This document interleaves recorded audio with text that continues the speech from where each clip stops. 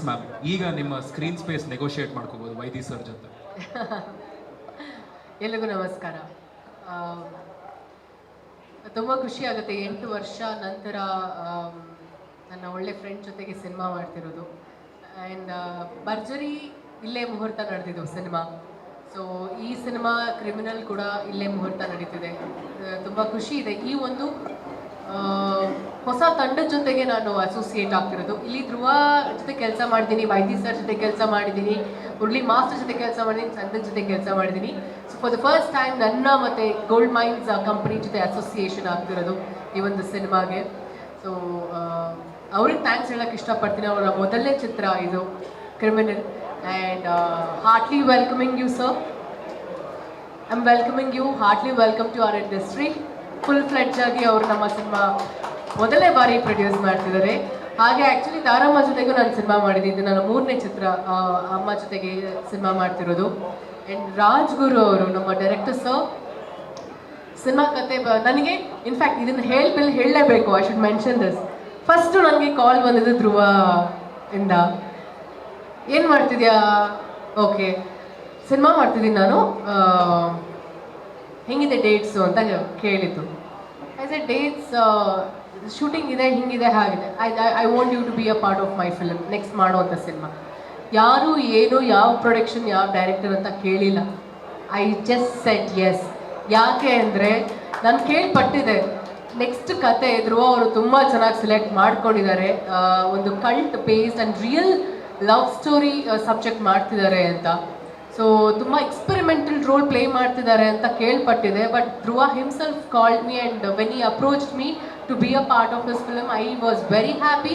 And I without second thought I said yes, ಮಾಡ್ತೀನಿ ಅಂತ ಹೇಳಿದ ಕೂಡಲೇ ಅವರು ರಾಜ್ಗುರು ಅವ್ರನ್ನ ನಮ್ಮ ಮನೆಗೆ ಕಳಿಸಿ ಸ್ಟೋರಿ ನರೇಷನ್ಗೆ ನನಗೆ ಹೇಳಿದರು. ಆ್ಯಂಡ್ ಡೈರೆಕ್ಟರ್ ಸರ್ ಯಾವಾಗ ಮನೆಗೆ ಬಂದು ಸ್ಟೋರಿ ಕತೆ ಹೇಳಕ್ಕೆ ಸ್ಟಾರ್ಟ್ ಮಾಡಿದಾಗ ಸತ್ಯವಾಗ್ಲೂ ಈ ಒಂದು ಮಾತು ಹೇಳ್ತೀನಿ. ಗೊತ್ತಿಲ್ಲ, ಈ ಕತೆ ಸಿನಿಮಾ ಪರದೆ ಮೇಲೆ ನಿಮಗೆ ನಾನು ಹೇಳಿದ ಮಾತು ಸತ್ಯ ಅಂತ ಅನಿಸುತ್ತೆ. ಫಸ್ಟ್ ಪ್ರಶ್ನೆ ಕೇಳಿದ್ದು, ಈ ಸಬ್ಜೆಕ್ಟ್ ಹೆಂಗೆ ಧ್ರುವ ಅವರು ಒಪ್ಕೊಂಡ್ರು, ಈ ಪಾತ್ರ ಹೇಗೆ ಧ್ರುವ ಅವರು ಒಪ್ಕೊಂಡ್ರು. ಇಮಿಡಿಯೇಟ್ಲಿ ನಾನು ಧ್ರುವಾಗೆ ಕಾಲ್ ಮಾಡಿ ಕೇಳಿದೆ, ಈ ಥರ ಸೀನ್ಸ್ ಎಲ್ಲ ಇದೆ, ನೀನು ಸತ್ಯವಾಗ್ಲೂ ಒಪ್ಕೊಂಡ್ಯಾ ಈ ಥರ ಸೀನ್ಸ್ನ ಮಾಡೋದಕ್ಕೆ, ಈ ಪಾತ್ರ ಮಾಡೋದಕ್ಕೆ ಅಂತ.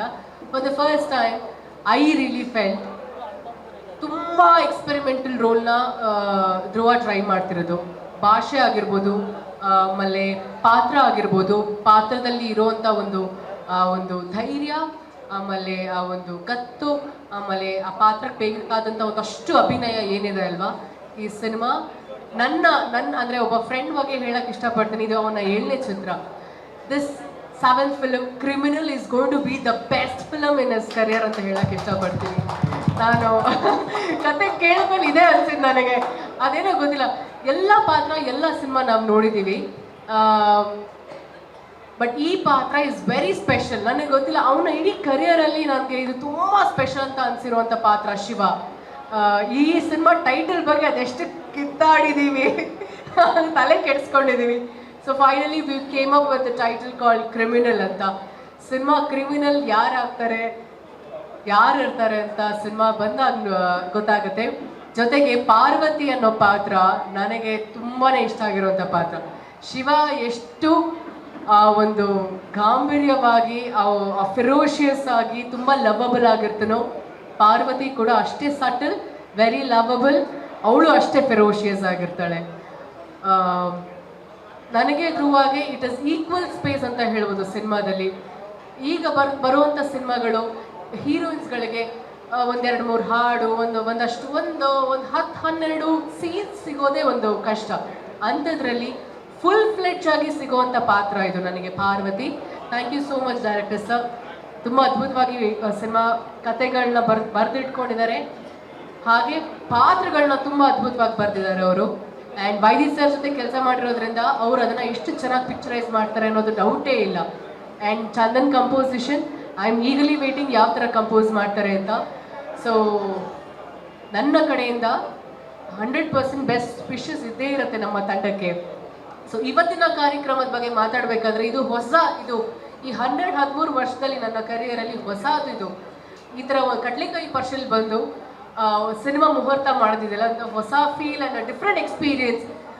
ನಾವು ಸಿನಿಮಾ ರಿಲೀಸ್ ಆದಾಗ ಇಲ್ಲ ಸಿನಿಮಾ ರಿಲೀಸ್ ಆಗೋಕ್ಕಿಂತ ಮುಂಚೆ ಜನಗಳ ಜೊತೆ ಇಂಟ್ರ್ಯಾಕ್ಷನ್ ಇರುತ್ತೆ. ಮೊದಲನೇ ಬಾರಿಗೆ ಮುಹೂರ್ತದಲ್ಲಿ ಈ ಥರ ಒಂದು ಇಂಟ್ರ್ಯಾಕ್ಷನ್ ಇರುತ್ತಲ್ಲ ಜನದ ಜೊತೆ, ಅದು ತುಂಬ ಮನಸ್ಸಿಗೆ ತುಂಬ ಖುಷಿ ಕೊಡುತ್ತೆ. ಯಾಕೆ ಅಂದರೆ ವೇದಿಕೆ ಮೇಲೆ ಬಂದಾಗ ಅವರು ನಮಗೆ ರೆಸಿಪ್ರೊಕೇಟ್ ಮಾಡ್ತಾರಲ್ಲ, ಅದು ಕೇಳಿದಾಗ ಒಂದು ಎಕ್ಸ್ಟ್ರಾ ಎನರ್ಜಿ. ನನಗೆ ಪ್ರತಿಯೊಬ್ಬ ಆರ್ಟಿಸ್ಟ್ಗೂ ಅದೊಂದು ಎನರ್ಜಿನೇ, ಅದೊಂದು ಕಿಕ್. ಅದು ನಮಗೆ ಏನೋ ಒಂದು ಸಂತೋಷ.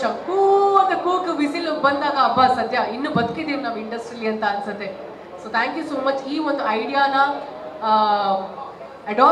ಲೈಕ್ ಇಂಪ್ಲಿಮೆಂಟ್ ಮಾಡಿದ್ದಕ್ಕೆ, ಅದನ್ನು ತುಂಬ ಚೆನ್ನಾಗಿ ಎಕ್ಸಿಕ್ಯೂಟ್ ಮಾಡೋದಕ್ಕೆ. And Varun is like my brother ಅಂತ ಹೇಳಲ್ಲ, ವರುಣ್ ಅಣ್ಣನೇ ಅದು.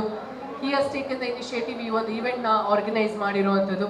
ನಮ್ಮ ತಂಡ ತುಂಬ ಅದ್ಭುತವಾಗಿ ಪ್ಲ್ಯಾನ್ ಮಾಡಿರುವಂಥದ್ದು. And all the body guards, thank you so much. Police ಡಿಪಾರ್ಟ್ಮೆಂಟ್ಗೆ ಥ್ಯಾಂಕ್ಸ್ ಹೇಳೋಕ್ಕೆ ಇಷ್ಟಪಡ್ತೀನಿ. ಮೀಡಿಯಾ ಮಾಧ್ಯಮದವ್ರಿಗೆ ತುಂಬ ತಾಳ್ಮೆಯಿಂದ ನೀವಿದ್ದು, ಯಾವುದೇ ಥರ ಗಲಿಬಿಲಿ ಆದಾಗ್ಲೂ ಸ್ವಲ್ಪ ತಾಳ್ಮೆ ತೊಗೊಂಡು ನೀವು ಇಲ್ಲಿರೋದಕ್ಕೆ my sincere thanks to all of you. ಇನ್ಯಾರಾದ್ರೂ ಬಿಟ್ಟಿದ್ರೆ ಕ್ಷಮಿಸಿ. ಆ್ಯಂಡ್ ಅಭಿಮಾನಿಗಳಿಗೆ for ever we have to thank. ನಮ್ಮ ಉಸಿರಿರೋವರೆಗೂ ಥ್ಯಾಂಕ್ಸ್ ಹೇಳ್ತಾನೆ ಇರಬೇಕಾಗುತ್ತೆ ನಮಗೆ. Thank you so much. ಗಣೇಶನ ಆಶೀರ್ವಾದ, ರಾಘವೇಂದ್ರ ಸ್ವಾಮಿಗಳ ಆಶೀರ್ವಾದ ನಮ್ಮ ಎಲ್ಲರ ಮೇಲೆ ಇರಲಿ ಅಂತ ಹೇಳಕ್ಕೆ ಇಷ್ಟಪಡ್ತೀನಿ. Thank you sir.